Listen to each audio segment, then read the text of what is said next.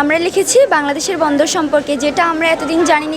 প্রথম আমার রচনা প্রতিযোগিতা অঙ্কন করে আমার ভালো লাগছে, কারণ ভবিষ্যতে একজন নৌবাহিনী অফিসার হতে চাই, এটা হলো আমার একমাত্র লক্ষ্য। বাংলাদেশের প্রধান সমুদ্র বন্দর হিসেবে চট্টগ্রাম বন্দর শিল্প বাণিজ্যের প্রসারের পাশাপাশি দেশের অর্থনৈতিক উন্নয়নে গুরুত্বপূর্ণ অবদান রেখে চলেছে। শুধু ব্যবসা বাণিজ্যের ক্ষেত্রে নয়, এই অঞ্চলের সভ্যতার ক্রমবিকাশে এই বন্দরের বিশেষ ভূমিকা রয়েছে। বহির্বিশ্বের সঙ্গে বাংলাদেশের আমদানি রপ্তানি বাণিজ্যের প্রায় 92% এই বন্দরের মাধ্যমে সম্পন্ন হয়। চট্টগ্রাম বন্দরের এই বিশাল কর্মযজ্ঞ সম্বন্ধে এরকম আরও বহু তথ্য জানতে ও জানাতে শুক্রবার দিনব্যাপী ক্রিপ্টিক ট্রেইল গুপ্ত পথ ও কসমিক স্পোর্টস ও হেলথ ক্লাবের উদ্যোগে নগরীর দক্ষিণ হালিশহর উচ্চ বিদ্যালয়ে আয়োজন করা হয় রচনা প্রতিযোগিতার, যেখানে স্বতঃস্ফূর্তভাবে অংশগ্রহণ করে শত শত শিক্ষার্থী। আয়োজকরা জানান, বর্তমান পাঠ্যপুস্তকে বন্দর নিয়ে তেমন কিছু উল্লেখ না থাকায় শিক্ষার্থীরা এই বিষয়ে তেমন অবগত নয়। মূলত শিক্ষার্থীদের বন্দর এবং এর অভ্যন্তরীণ বিষয় সম্পর্কে ধারণা দেওয়ার জন্যই এই প্রতিযোগিতার আয়োজন। এই প্রতিযোগিতায় চট্টগ্রাম শহরের স্বনামধন্য বেশ কয়েকটি বিদ্যালয়ের প্রায় 500 এর অধিক শিক্ষার্থীরা অংশ নেয়। ভবিষ্যতে একজন নৌবাহিনী অফিসার হতে চাই, এটা হলো আমার একমাত্র লক্ষ্য, এবং আমার এই প্রোগ্রামটিতে এখন অবস্থান করে খুব ভালো লাগছে। লক্ষ্য হচ্ছে ডাক্তার হওয়া। এখন আমি এখানে হয়ে অনেক খুশি হয়েছি। ধন্যবাদ। প্রথম আমার রচনা প্রতিযোগিতা অঙ্কন করে আমার ভালো লাগছে, কারণ এরকম রচনা নিয়ে আমি আর কোনো অভিজ্ঞতা হয় নাই, কারণ এই পরীক্ষা দিয়ে আমি অনেক ভালো পেয়েছি। কেননা এই বন্দর রচনায় আমি অনেক কিছু জানতে পেরেছি, কারণ এই বাংলাদেশের রচনায় এই চট্টগ্রাম বন্দরের অবদান সবচেয়ে বেশি, কারণ চট্টগ্রাম থেকে 90% পণ্য আমদানি রপ্তানি হয় এই বন্দর থেকে।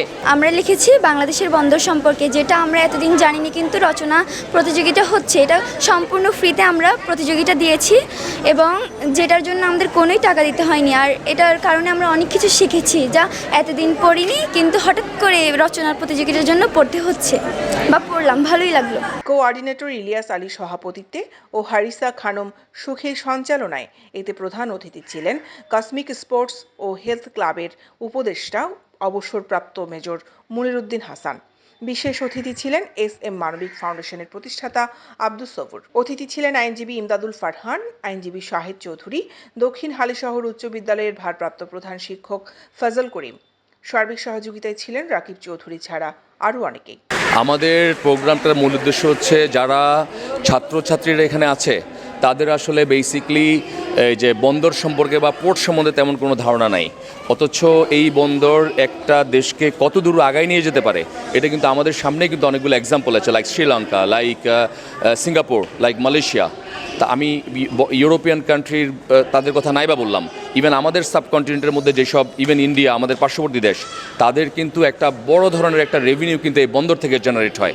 কিন্তু এই ব্যাপারটা আমাদের স্টুডেন্টদের পাঠ্যপুস্তকেও নাই, তারা এর সম্বন্ধে জানে না। তো এইটার সম্বন্ধে একটা অ্যাওয়ারনেস তৈরি করার জন্য কিন্তু আজকের এই অনুষ্ঠানের আয়োজন। আমাদের ভবিষ্যতের পরিকল্পনা হচ্ছে আমরা পরবর্তীতে আরও যেগুলো অ্যাওয়ারনেস ইভেন্টগুলো রাখছি, লাইক বিতর্ক প্রতিযোগিতা, debates amongst the various schools and colleges, আমরা চেষ্টা করব ওরা যে সংস্কারের মেসেজগুলো দিবে চট্টগ্রাম বন্দর নিয়ে, এই ইউজাররা যেসব রিকমেন্ডেশন দিবে এগুলা আমরা এই বন্দরের যে যথাযথ কর্তৃপক্ষের মাধ্যমে তাদের কাছে পৌঁছাবো, যাতে করে ওরা ভবিষ্যতে এগুলোর উপর কারেক্টিভ বা প্রিভেন্টিভ অ্যাকশন নিয়ে আমাদের বন্দরকে সামনে আরও আগায় নিয়ে যেতে পারে। আমি বলি, আমাদের কিছুদিন আগে আমাদের কোঠা আন্দোলন গেল, একটা লাইন আমরা অনেকে জেনেছি যে স্বাধীনতা অর্জন করেছি, এবার সংস্কারও করব দেশ, এরকম।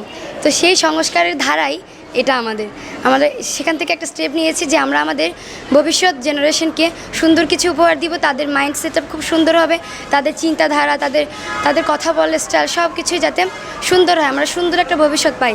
সেই জায়গাটা থেকে আমরা আসলে এইরকম কিছু উদ্যোগ নিয়েছি, ভবিষ্যতেও কিছু নিব। আজকেরটা ছিল রচনা প্রতিযোগিতা, নেক্সট আমরা ডেবিটে যাব।